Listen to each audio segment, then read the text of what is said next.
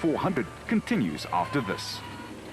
Vehicle and asset finance from ABSA. Going off the beaten track to finance from ABSA. Overcoming all obstacles.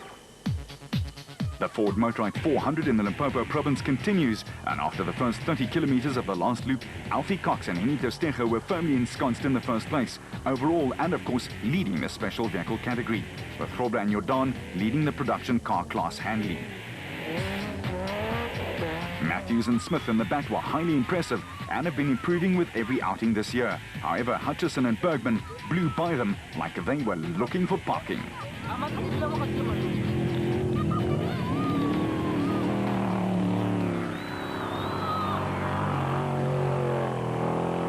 Woolridge and Scholthammer have had a very strange season that started off with a few DNFs, and it was about to continue on very much the same note, with the region crew Jan and Hendrik Kraai keeping the throttle wide open. Berthold and Houghton had had a few small problems but had endured and were up into third in the production car class.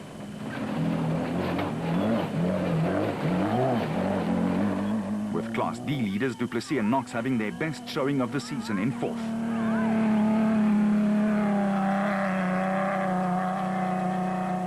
Peckham and Santoro were setting the pace for Class E in the Ford.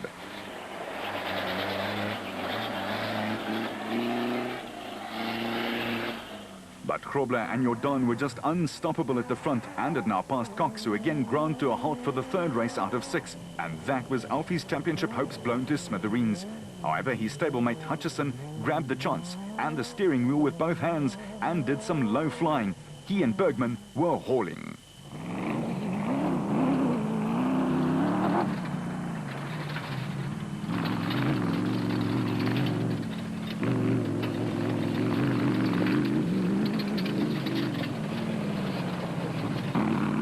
Matthews and Smith were in second place, all the way up from 8th overnight in the Century Properties Development BAT.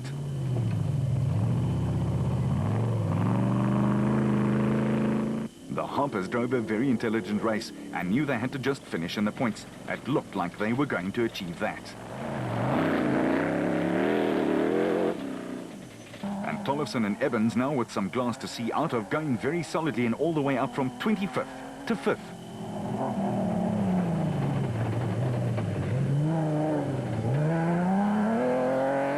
Woolridge and Scholthammer had gotten stuck in the only mud patch they could possibly find, and that put an end to a fine duel with Grobler, so their strange season continues. Still, they were on the go again at least. And Berthold and Houghton were flying the Castrol Toyota flag, just looking for a finish.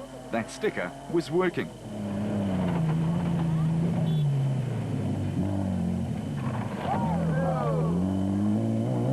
Clint Gibson and Gary Campbell came from 11th overall overnight to slip quietly into the top 5 in the specials, and the absolute team were just that.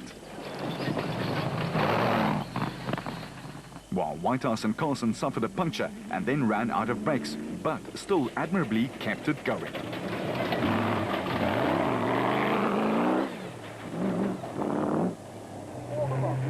The second loop meant even more dust, and the Space Train teams really suffered. The Kraais dominating Class B again.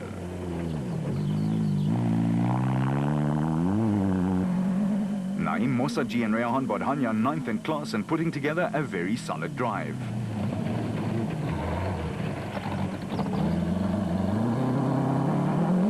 Voss and Leek was super steady and kept things nicely under control.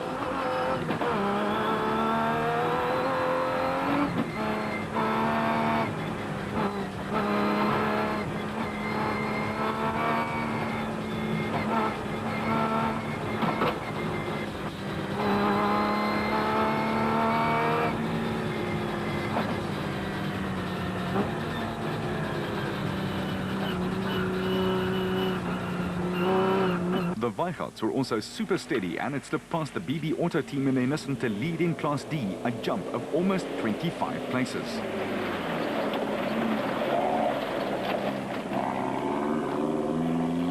With the Polokwane team, Du Plessis and Knox holding on for dear life in second. They were less than 30 seconds behind at this stage.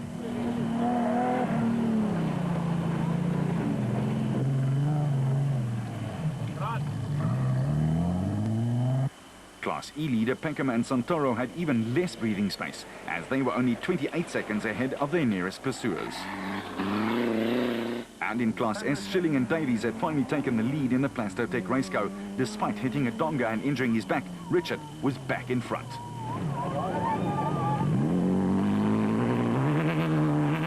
But Gary Berthold and Jeff Minnett were keeping them under pressure after battling some minor problems themselves.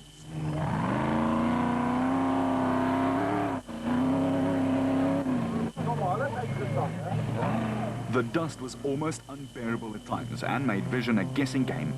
The Parkhuisens, despite, were up into 9th in the production car class and 2nd in Class E. And the Raysonics crew in the white Nissan hardbody were in 10th and 3rd in Class D.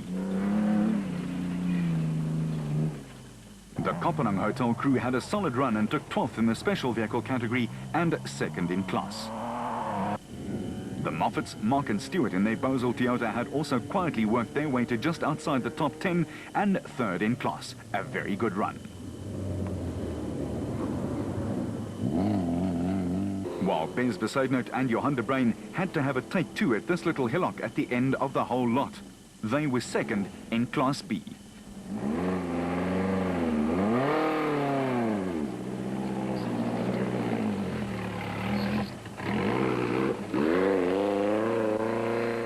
No such thing was necessary for their nearest challenger, Gil Nel and Sandra Labuschagne, who took their Luke ATE Zarco Truggy through to 15th in the specials and 3rd in class. But Grobler and Jordan were in a league of their own. They clocked the fastest time for the second lap by 7 minutes and were ahead with more than 7 minutes to spare. The Ford Motorite 400 was another milestone in the development of the Motorite tracking system, which was introduced to enhance safety at the beginning of the 2007 season. This system is unique in South African and African motorsport due to the fact that the progress of all the competitors can now be monitored from the race control center at all times. Should a competitor break down, it will be apparent through various checks and systems, and it would also be clear where the breakdown has occurred. The introduction of the red and green panic buttons was a further development in the application of the tracking device. Should urgent medical attention be needed, the competitor presses the red button, but if a vehicle comes to a stop, then the green button is activated, letting race control know that there is in fact no emergency. The system was put to the test when Nandus Alberts and Colin Hunter's Rapsabat came to an abrupt halt with a mechanical failure. The coordinates of the car was plotted and help was at the scene within 12 minutes of the actual stop. At the line though, Grobler and Jordan only needed hands for applause as they won handsomely in 7 hours and 21 minutes. They had a victory margin of more than 12 minutes, a sterling drive, and one of the finishes of the season for the burly man and his trusty navigator. Hutchison and Bergman were just 3 minutes behind and comfortably won the special vehicle battle after conserving on the first lap, a strategy that paid off. Grobler put himself back in the running for the championship. It gives us a chance again on the championship. The car was just excellent today, but the team is so professional, and the car was so good. It's so nice to just drive a car like this, and the navigator was on top form today. So, there's nothing better than a win. And of course, the modest man had nothing to do with it. Hutchison, on the other hand, knew exactly what he needed to do. We actually left the pits right behind him, a few seconds behind him, and we needed to get past him because we had Colin Matthews behind us, and on corrected time we needed to get 2 minutes ahead of him. And we couldn't pass Hannes, and we knew we needed to make a gap, so we were under a lot of pressure early on, but we could catch him, we couldn't pass him. I mean, to pass this man in the bush, doesn't matter how rough it is, he's really good at what he does, But as we were running, Hannes was doing good time, so we stuck behind him, and eventually we got the gap we needed. And then unfortunately, I think Matthews had a problem, so we never needed that gap anymore. But we did push to the end. I mean, the last little G-control were 40-something seconds behind him, but to catch him is easy, but to pass him wasn't possible. Matthews did indeed have a problem, but he and Smith still brought it home for a fine second place, almost 6 minutes back.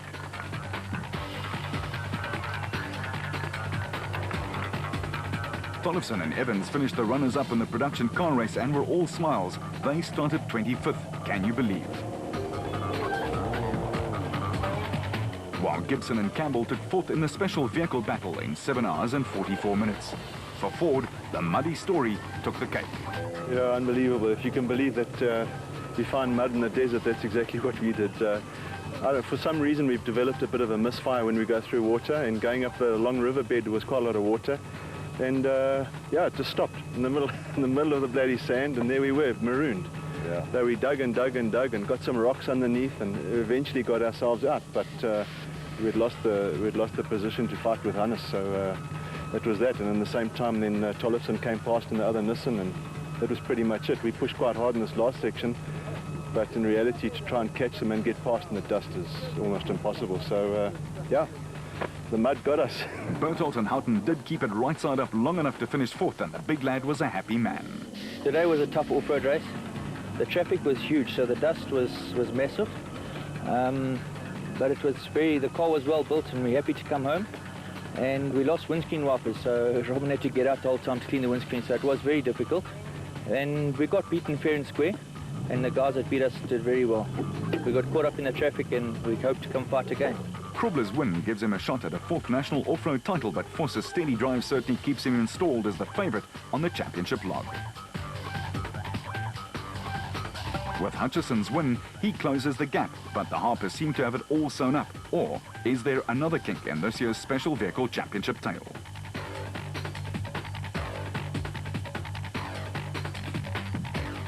For Foss and his regular nav, Ralph Pitchford, there's a 23-point gap over his Nissan stablemate, while Tollefson and Evans are becoming a threat too.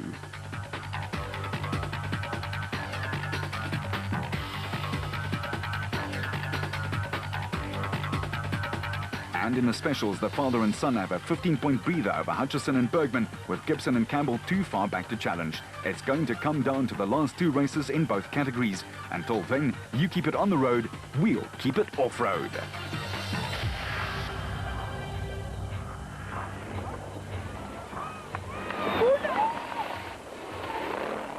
That was the ultimate test. The